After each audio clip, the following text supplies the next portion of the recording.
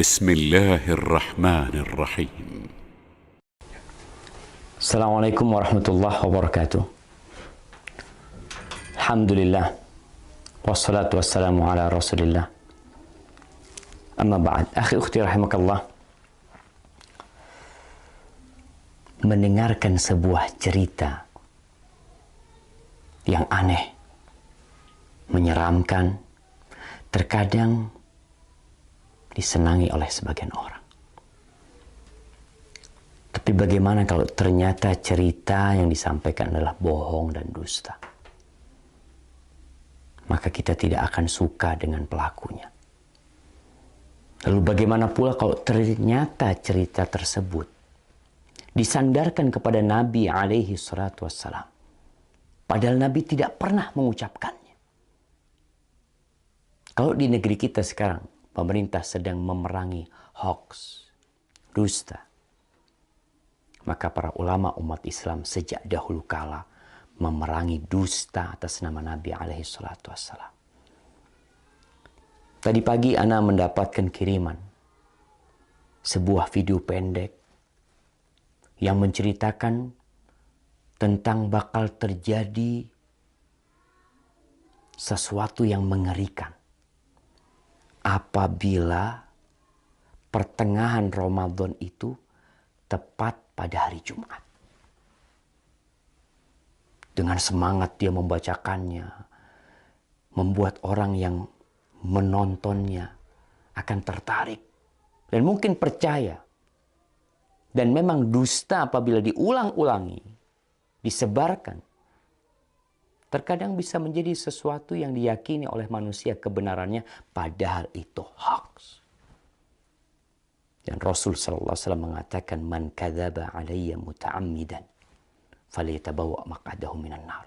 Barang siapa yang sengaja berdusta atas nama aku, hendaklah dia bawa kursinya, tempat duduknya ke neraka.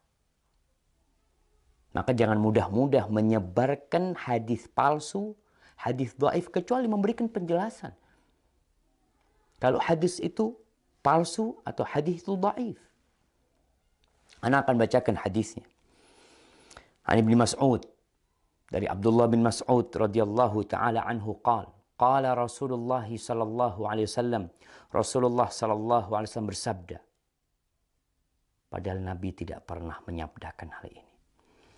Idza kana sayhatun fi Ramadan fa innahu yakunu ma'ma'atun fi Syawal wa tamyizul qabail fi Dzil Qa'dah wa tasfikud dima' fi Dzil Hijjah wal muharram wa mal muharram yaquluha 3 marrat hayhata hayhata yaqtulun nas fihi harajan haraja. Qulna wa ma sayhatu ya Rasulullah? قال هذه في النصف من رمضان ليلة الجمعة فتكون هذه توقظ النائم وتقعد القائم وتخرج العواتق من خدورهن في ليلة جمعة في سنة كثيرة الزلزال والبرد فإذا وافق شهر رمضان في تلك السنة ليلة الجمعة فإذا صليتم الفجر من يوم الجمعة في النصف من رمضان فادخلوا بيوتكم وأغلقوا أبوابكم وسدوا كوكم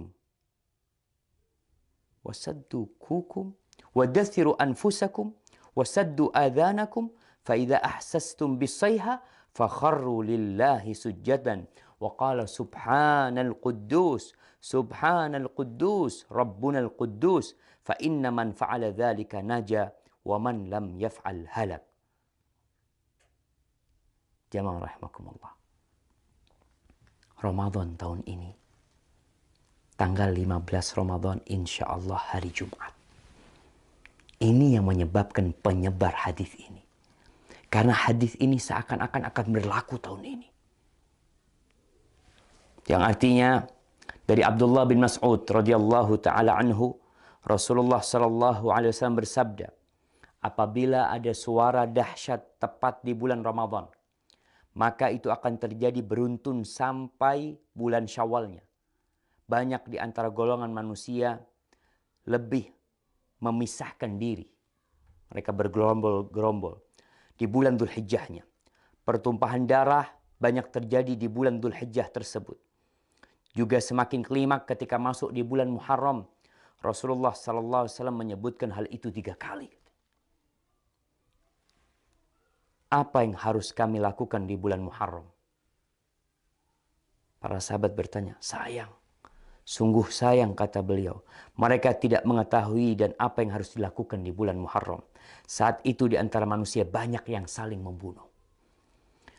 Apa suara dahsyat itu ya Rasulullah?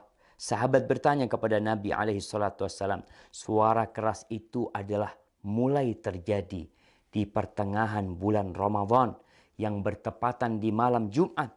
Suara dahsyat itu mengagetkan orang-orang yang sedang tidur, menjatuhkan orang yang sedang berdiri. Segala benda terhempas jauh keluar dari tempatnya, atau para wanita yang masih gadis akan keluar dari kamar-kamarnya. Malam Jumat pertengahan Ramadan itu terjadi goncangan dahsyat dan cuaca sangat dingin. Banyak sekali terjadi gempa, banyak sekali yang seperti yang kita lihat lah, gempa di mana-mana mungkin. Kemudian apabila bulan Ramadan itu tepat di tahun itu, dan kalian sedang melaksanakan sholat subuh malam Jumat di pertengahan bulan Ramadan tersebut, masuklah ke dalam rumah, kuncilah pintunya, tutuplah kepala kalian, lindungi tubuh kalian, dan tutup telinga kalian. Apabila kalian merasakan suara dahsyat, bersyukurlah, sujud. Nih, ada sujud. Kita tahu sujud itu ada sujud syukur, sujud tilawah, kemudian ada sujud sahwi, ada sujud ketika sholat. Ini sujud ketika mendengar suara keras. Membaca Subhanal Quddus, Rabbunal Quddus. Karena sesungguhnya apabila kalian melakukan itu, niscaya selamat. Jika tidak, tentunya akan binasa. Ini tersebar jemaah di beberapa tulisan. Ini ambil dari beberapa tulisan yang ada di internet. Kemudian video itu juga telah tersebar, yang disebarkan oleh ya entah siapa yang menyebarkan hal itu, menyebarkan hoax. Kita lihat sekarang bagaimana hukum hadis ini.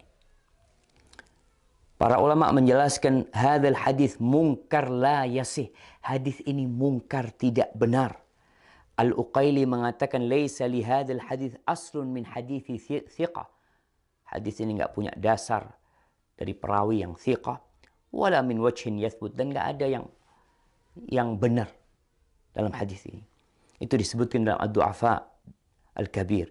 Dan Ibnul Jauzi mengatakan hadis ini hadza haditsun maudhu. Hadis ini palsu atas nama Nabi SAW. Kemudian Syekh Albani mengatakan maudhu'un, hadis ini palsu, diriwayatkan oleh Nuaim ibn Hammad dalam kitab Al-Fitan. Dan Al-Imam Al-Zahabi mengatakan qultu dha maudhu' wa maslama saqit matruk. Ini hadis palsu. Perawinya ada yang matruk, yang dituduh berdusta jamaah. Ditinggalkan. Lalu kita meriwayatkannya, menceritakannya kepada umat, menyebarkannya. Atas nama Nabi SAW. Nabi bersabda, padahal Nabi tidak pernah menyabdakan hal itu. Jamaah, ma min qaul. Tidak ada satu ucapan yang keluar, melainkan ada raqib, ada atid. Ma yalfidu min qaulin illa ladaihi raqibun atid.